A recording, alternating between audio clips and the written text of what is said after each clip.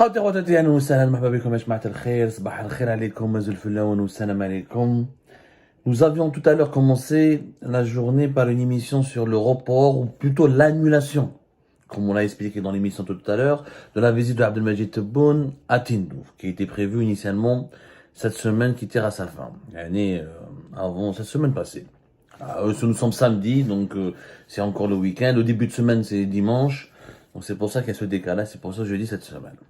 Et on a expliqué que cette annulation est liée aux grandes manœuvres qui se déroulent en ce moment au cœur du Sahel algérien concernant d'importants mouvements de changement à la tête de plusieurs ministères du gouvernement, à la tête de certains services de sécurité, des institutions sécuritaires sensibles et délicates, et à la tête de plusieurs importantes sociétés étatiques et de groupes économiques importants, publics. On fait ramener comme dans les émissions, il y a un suspense, que ce suspense malheureusement est devenu une marque de fabrique de la part de Abdelmajid Tebboune. Je dis malheureusement. Pourquoi? Parce que ce suspense prolonge l'attente. Et l'attente impose un immobilisme. En Algérie, on a un problème. Quand un haut responsable a peur de partir, il ne fait plus rien. Quand un haut responsable entend Billy, il risque de partir, il risque d'être dégommé ou d'être remplacé, il lève le frein à main, il attend. Il rafle, il dit je ne vais rien faire, il y a des mouvements de changement qui arrivent, il y a des décisions de changement qui vont tomber, je peux en être victime, je ne fais rien, comme ça, au moins quand il fait rien, il dit que je ne fais pas d'erreur. Parce qu'en Algérie, celui qui ne fait rien, c'est celui qui s'en sort toujours. C'est le problème de le régime algérien. Le responsable qui est en poste, le dirigeant qui est en poste, quand il ne fait rien, au moins je ne fais rien, je ne fais pas d'erreur. Si j'essaye de faire, je peux réussir et faire de belles choses. Mais je risque de faire des erreurs qui vont aggraver mon cas et qui vont me mettre sur la liste à les partants ou à des personnes qui vont partir et qui vont te remplacer. En Algérie, le pire qui peut arriver à un dirigeant, c'est d'être démis de ses fonctions. Perdre le pouvoir en Algérie, c'est une épreuve, un traumatisme.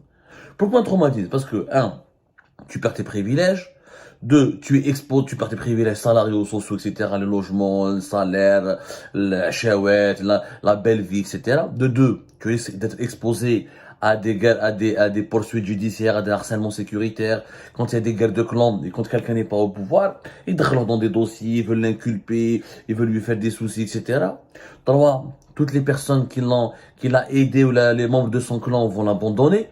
Avec en Algérie, il le pouvoir, il a le téléphone, il répondez le. Plus personne ne lui répond. Il est isolé. Il a perdu son poste, on n'a plus besoin de lui, il n'est pas utile. Tout le monde va l'excommunier, il va se retrouver tout seul. Donc c'est une situation hyper inconfortable et désagréable, pour ne pas dire dangereuse. Quand quelqu'un perd son pouvoir, parce qu'il a le pouvoir garantit une immunité judiciaire, une immunité face aux services de sécurité, des privilèges sociaux et un train de vie principe, mais surtout aussi une interactivité avec les autres membres du sérail. C'est pour ça que la perte du pouvoir, pour un dirigeant algérien, il ne connaît pas la retraite, il n'aime pas la retraite. Parce que la retraite en Algérie, la retraite d'un dirigeant, c'est la mort. C'est la mort. On t'oublie, on te met au placard, t'as plus de privilèges, on te sollicite plus, et personne ne te répond. Ne répond pas au téléphone. Donc quand il y a des rumeurs, pas des rumeurs, des informations, parce que des rumeurs c'est une chose, ceux qui sont bien placés au pouvoir, à la belle le président va décider de changer les choses, qu'il est en train de discuter, de négocier avec ses conseillers, avec l'état-major de l'armée, avec d'autres composants du régime algérien pour changer les choses. Donc du coup, depuis le mois de septembre, le pays il est immobilisé. Personne ne fait rien, c'est la présidence ne lui demande pas de faire. Ils attendent tous un coup de téléphone. Quand ils disent un téléphone, la présidence, faites ceci, faites ce déplacement, traitez ce dossier, personne ne fait rien. Tout est gelé, tout est bloqué. Pourquoi? Parce que les dirigeants, quand ils font, ont peur de faire des erreurs. Ont peur de déplaire, ont peur de laisser, de faire des bêtises avant de partir. Donc, ils attendent tous des orientations. Et c'est cette situation qui cause la paralysie. Il y a la peur, ce suspense dans les prises de décision, cette attente, ce climat de tension provoque la paralysie du pays. Il y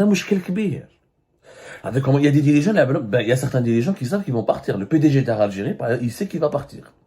Du coup, il travaille plus, il fait plus rien. Il exécute les affaires courantes. Parce qu'il va partir.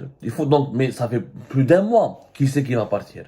Et pour une compagnie aussi importante pour l'économie nationale qui m'a Air Algérie, plus d'un mois de paralysie, d'immobilisme, c'est catastrophique. Déjà, Air Algérie, elle est déficitaire, elle est impopulaire, elle a de mauvaises prestations commerciales, elle a des problèmes de fonctionnement, elle a des anomalies. Donc c'est pas normal au Chamsari. كارثة بمعنى الكلمة. Je l'ai dit même. La situation là est ça. Le pire ennemi d'un pays, ce n'est pas l'insécurité. Il y a des pays qui étaient en guerre, mais qui ont continué à se développer. L'Éthiopie, entre 2020 et 2021, avait une rébellion, une guerre, le Tigray, etc. Mais l'économie éthiopienne s'est développée. Le pays n'a pas sombré. Pire que l'insécurité, pire que les crises politiques. Il y a des pays, la Belgique, à un moment donné, elle a vécu son gouvernement pendant qu'elle a plus d'une année. Un gouvernement. Parce que les partis politiques, ils n'avaient pas trouvé un consensus pour aboutir à un gouvernement. Ça s'est passé plusieurs fois en Belgique, à la République, entre 2010 et 2011, ouais. Non, en 2020 plutôt, entre 2018 et 2020, 2 ans sans gouvernement en la Belgique. 2 ans, parce que maintenant, les partis politiques, après les élections, maintenant, sur la coalition qui doit mener au pouvoir. Mais le pays n'a pas sombré. Parce qu'il y a des institutions solides, parce que les dirigeants qui sont à l'intérieur de ces institutions ont toujours la carte blanche et la marge de manœuvre et la protection juridique nécessaire, et politique nécessaire pour continuer à diriger le pays et à le développer. Là, en Algérie, malheureusement, l'immobilisme, et le pire, comme c'est le pire ennemi, pire que la corruption. Quand tout est immobilisé, personne ne peut décider, tout le monde a peur de décider, personne n'a envie de travailler parce que tout le monde a peur de travailler, parce que tout le monde a peur de partir. C'est la pire chose qui peut arriver à un pays. Et c'est l'Algérie, elle est dans cette situation. La solution, c'est quoi? C'est que tout le monde décide. Décide avec une certaine réactivité. Il faut que le chef de l'État est appelé à faire preuve de réactivité. C'est-à-dire, voilà, après, je comprends. Le problème de Tebboune, il est dans une situation qui n'est pas enviable. Et il a une année à la fin de son mandat présidentiel. Il a vu que le bilan n'est pas reluisant. Il a envie de changer. Il a envie d'avoir une année 2024 brillante pour aborder les élections de 2024. Éventuellement pour son deuxième mandat.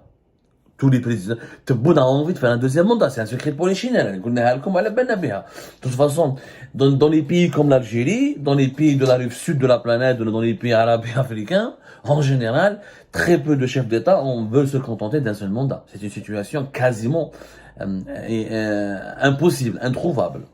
Donc, oui, il a envie de changer. Mais pour changer, il doit avoir des garanties. Parce que ça fait 4 ans, il a fait quelques changements. Mars 2023, septembre 2021, septembre 2022, auparavant, début de l'année 2022, il a fait quelques remaniements. Souvent, c'est des petits remaniements, mais ils n'ont jamais porté leurs fruits. Ils n'ont pas porté leurs fruits. Ils n'ont pas porté leurs fruits. Même c'est-à-dire la majorité des ministres, il a un gouvernement, il n'arrive pas à trouver des bonnes personnes au sein de son gouvernement. Alors, vraiment, hasard. Et ça, on ne se rend pas compte. Parce que le problème, changer pour changer ne veut rien dire. Il faut changer pour réussir. Il faut changer pour réussir. L'actuel Premier ministre, comme il est au pouvoir depuis 2021. Depuis juin 2021. Voilà, Hassan B. La cherté de la vie, elle bat son plein. Le chômage est en train d'augmenter. L'économie ne se relance pas. La vérité. Ayman Ben Abdelrahman, voilà, depuis le fin juin 2021, il est au pouvoir. Il y a eu en 2022 des changements. Février 2022, je crois qu'il y a aussi un changement en Algérie. Il y a eu au moins 4 ou 3 changements dans notre pays, toujours sur la coupe d'Ayman Abdelrahman. Mais qu'est-ce il y a eu, voilà, le gouvernement Ben Abdelrahman. Il y a eu quand même plusieurs remaniements. Mais, le pays, sa situation ne s'est pas améliorée. Et la situation n'est pas en train de s'améliorer. Voilà, donc il y avait un remaniement. Regardez tous les remaniements qui ont été faits par Majid Tebboune. Il y avait le 7 juillet 2021, premier remaniement. Deuxième remaniement, le 11 novembre 2021. Troisième remaniement, le 17 février 2022. Quatrième remaniement, 8 septembre 2022. Et dernier remaniement, le 16 mars 2023. Il y a eu en tout il y a eu 4 quand même. 4 remaniements. 3, 4. On va dire même, on peut dire 5. Avec le remplacement d'Jarrad par Ayman Ben Abdelrahman. Ça n'a pas donné ses fruits. Pourquoi? Parce qu'il y a aujourd'hui une pénurie de compétences. Et ça, c'est un problème, il y a une véritable pénurie de compétences en Algérie. Cette pénurie s'explique par quoi? 1. La majorité des cadres dirigeants du pays compétents Ils ne veulent pas se mêler de politique, khaïfin. Et c'est la peur. Voilà, parce que ils chauffent Yahya في الحبس, ils chauffent Sedel في الحبس. 3 premiers ministres en prison avec Bedoui. Plus de 18 ministres ont fait de la prison. Une dizaine de généraux majeurs ont fait de la prison. Qui est le malade mental qui va accepter de devenir ministre ou qui va prendre le pouvoir en Algérie? Même s'il n'est pas corrompu, même s'il est propre, même s'il est intègre, il y a toujours ce sentiment, ce peur, belé, je peux finir mal, on peut me coller un dossier, la justice n'est pas indépendante, je pourrais pas me défendre, on peut me salir, etc. Ça, c'est une maladie, là, c'est l'Algérie. Tout les emprisonnements arbitraires et excessifs des anciens hauts responsables du pays, ou quand un ou la deux ministres, un seul premier ministre, un ou la deux généraux, il y a bébé, 150 officiers supérieurs de l'armée en prison, presque tout l'ancien gouvernement trois premiers ministres en prison, ça a traumatisé les cadres, y compris ceux qui sont intègres. Deuxièmement, c'est un autre problème, c'est que ils ne font pas confiance au pouvoir, il n'y a plus de confiance.